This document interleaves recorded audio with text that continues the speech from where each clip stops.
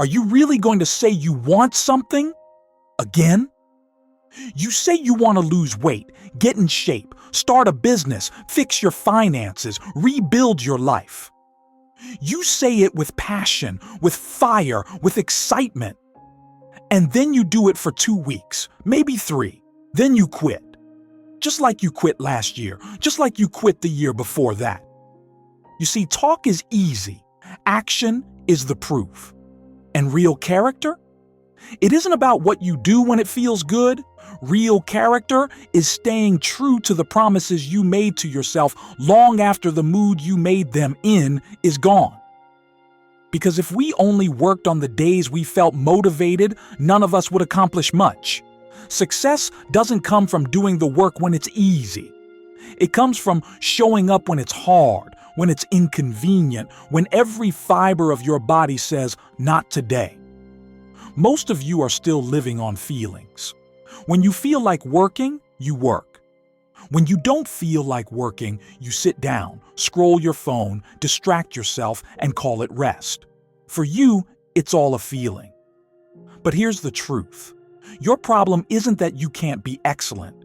It's that you don't live in excellence. Your greatness is temporary. It's circumstantial. When you feel like being excellent, you rise. But when the feelings fade, you drop the standard. You start, then you stop. You start again, then you stop again.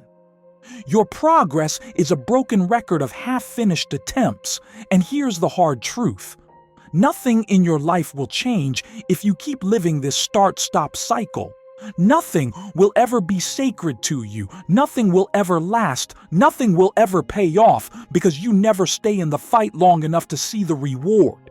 And you sit there wondering why other people are getting blessed, why other people are winning, why their lives seem to move forward while yours feels stuck. You think it's luck. You think it's talent, number, it's covenant. A covenant means there's no way out. A covenant means I do this whether I feel like it or not. I do this when it's raining. I do this when nobody notices. I do this when no one is clapping. When you post those videos every single Monday, even when nobody is watching, that's covenant. When you show up to speak as if you were being paid the highest fee of your career, even when you're not, that's covenant. When you get up at 5 a.m., even though nobody's making you, that's covenant. And that is where the great ones live. There is a whole other level, a place you can only get to when you go all in. The greats are great because they have a different mentality. For them, this is not just an activity. It is not a hobby. It is not a side project. It is who they are.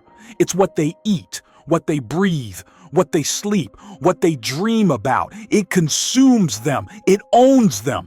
And I'm telling you right now, if you want to do the impossible, if you want to break through the limits that have held you back your whole life, you have to let this thing possess you. You have to stop treating your dream like it's optional. Stop giving it your leftovers. Stop working on it when you have time. Stop playing at this. The great ones don't wait for showtime to turn it on. They don't perform just for the lights or the crowd or the applause. The great ones play full out in the dark when nobody is looking. The great ones treat practice like the championship game. That's why when the moment comes, they shine. I watched Kobe Bryant lose a game to Miami. And instead of sulking, instead of disappearing into the locker room, he practiced for 2 more hours. The great ones come early. The great ones stay late. The great ones give until there's nothing left to give, and then they give more. The real beast isn't the one who dominates in the first quarter. The real beast comes alive in the last 4 minutes. The real beast shows up when the legs are gone, when the lungs are burning, when the tank is empty. The real beast finds a way to dig deeper, to pull something out of nothing when everyone else has folded. The people you look up to, they have faith. And I don't care what you're up against right now. How many times you failed? How many times you've been rejected? How many times life knocked you on your back? If you just keep working, If you refuse to surrender, if you absolutely refuse to quit, you will break through. You have to put in so much effort for so long with such relentless intensity that whatever stands in front of you will eventually give up before you do. That challenge, that obstacle, that problem. It has to learn that you will not stop, you will not bow, you will not break. You must build the discipline, the grit, the endurance, the resilience to keep going even when conditions are far from perfect. Because they will never be perfect. You must become the person who can execute no matter what. Good days, bad days, heartbreak days, rainy days, days when no one believes in you. That is the difference between the admired and the forgotten.